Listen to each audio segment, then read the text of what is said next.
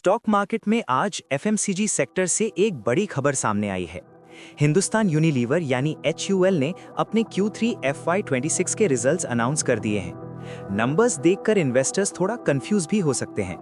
Company का profit 136% तक jump कर गया, लेकिन इसके बावजूद शेयर प्राइस में गिरावट देखने को मिली। तो आखिर असली कहानी क्या है, चलिए डिटेल में समझते हैं।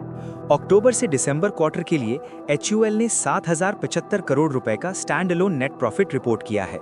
ये पिछले साल के 3,001 करोड़ के मुकाबले लगभग 136% ज्यादा है। लेकिन यहाँ एक इम्पॉर्टेंट बात समझना जरूरी है। इस प्रॉफिट में 4,516 करोड़ रुपए का एक वन टाइम एक्सेप्शनल गेन शामिल है, जो आइसक्रीम बिजनेस के डीमर्जर की वजह से आया है। अगर इस वन टाइम गेन को हटा दिया जाए तो एक्चुअल प्रॉफिट ग्रोथ सिर्फ 1% के आसपास रही है। एडजस्टेड प्रॉफिट आफ्टर टैक्स लगभग 2,562 करोड़ रुपए पर आता है। रेवेन्यू की बात करें तो कंपनी का रेवेन्यू 4% बढ़कर 15,805 करोड़ रुपए रहा। ईबिटडा 2% बढ़कर 3,640 करोड़ रुपए तक पहुंच गया, लेकिन ईबिटडा मार्जिन 50 बेसिस पॉइंट गिरकर 23.3% पर आ गया है। ये हल्का सा मार्जिन प्रेशर मार्केट को थोड़ा कॉशियस बना रहा है। Segment wise performance. अब बात करते हैं सेगमेंट वाइज परफॉर्मेंस की। होम केयर सेगमेंट में 3% की ग्रोथ देखने को मिली। ब्यूटी एंड वेलबींग सेगमेंट ने 6% ग्रोथ डिलीवर की, जहां डव और ट्रेसेमे जैसे प्रीमियम ब्रांड्स ने अच्छा परफॉर्म किया। पर्सनल केयर और फूड सेगमेंट में भी लगभग 6% की ग्रोथ रही। कॉफी कैटेगरी में डबल डिजिट ग्रोथ का मोमेंटम अभी भी बना हुआ है। Corporate updates. कंपनी ने कुछ कॉर्पोरेट डिसीजंस भी अनाउंस किए हैं।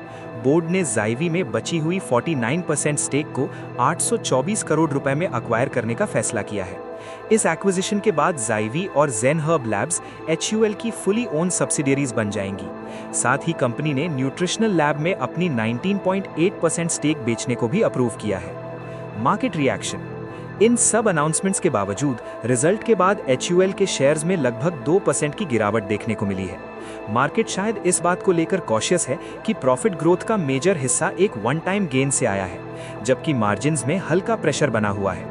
तो क्या HUL का ये रिजल्ट फंडामेंटली स्ट्रॉन्ग माना जाए या सिर्फ एक अकाउंटिंग बूस्ट का असर है? और करंट लेवल्स पर क्या ये स्टॉक लॉन्ग टर्म इन्वेस्टर्स के लिए अट्रैक्टिव लगता है? आपका क्या व्यू है? बाय, होल्ड या वेट? कमेंट सेक्शन में अपनी राय जरूर बताएं। अगर आपको स्टॉक मार्केट की ऐसी ही क्लियर और सिंपल अपडेट्स चाहिए तो चैनल को सब्सक्राइब करें और वीडियो को लाइक करना न भूलें। मिलते हैं अगले मार्केट अपडेट के साथ।